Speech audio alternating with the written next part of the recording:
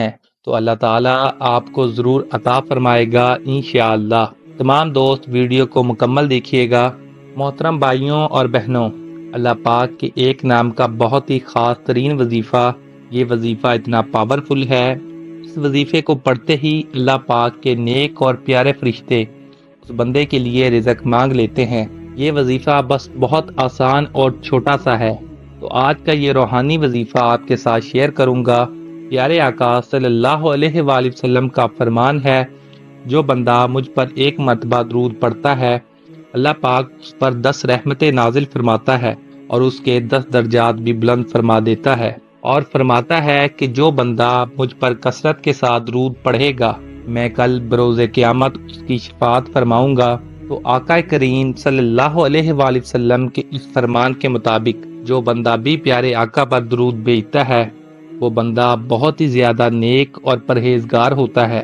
تو آپ بھی ضرور ہمارے پیارے نبی صلی اللہ علیہ وآلہ وسلم پر درود بھیجا کرو۔ جیسا کہ اگر آپ رات کے وقت سوتے ہیں، کہا جاتا ہے نیند آدھی موت کے برابر ہے، تو جب بندہ رات کے وقت سوتا ہے، سب سے پہلے آپ نے اپنے گناہ کی معافی مانگ لے، توبہ کر لیں، اور اگر آپ نے کسی کا کوئی دل دکھایا ہے تو آپ اس سے بھی معافی مانگ لیں، اور اگر آپ اس کے پاس جا نہیں سکتے، رات کا وقت ہے، آپ کو خیال آیا کہ میں نے اس کا دل دکھایا تھا، تو اپنے دل میں اسے برگمان کریں، اس چیز کا برگمان کریں کہ جس کی وجہ سے اس بندے کا آپ نے دل دکھایا۔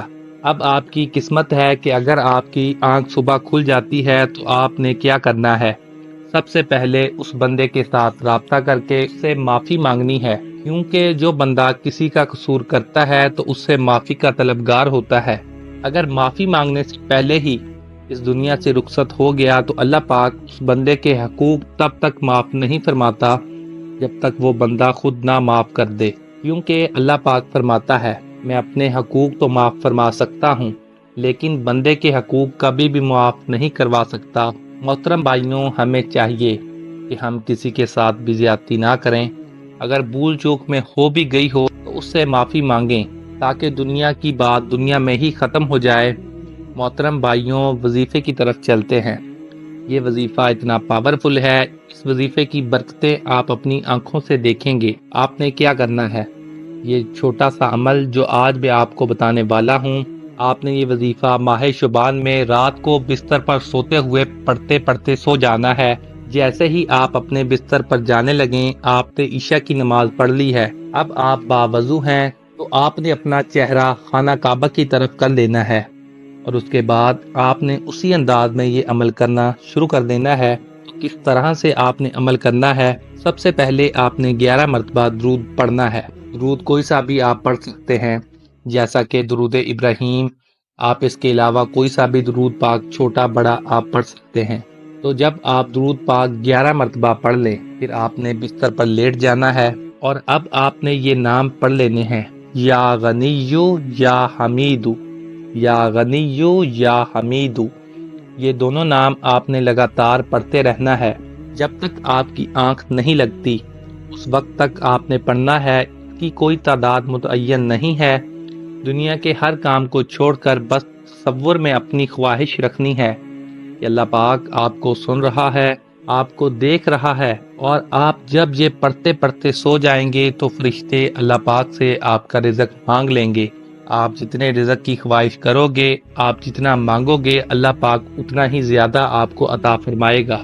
آپ خود بھی جانتے ہیں کہ کوئی حد نہیں ہے، اور جب اللہ اپنے بندے کو عطا فرماتا ہے تو ڈھیروں عطا فرما دیتا ہے، اور پھر محتاجیاں بھی دور کر دیتا ہے اور خوشحالیاں بھی لے آتا ہے۔ یہ محتاجیاں دور کرنے کا، خوشحالیاں لانے کا عمل ہے۔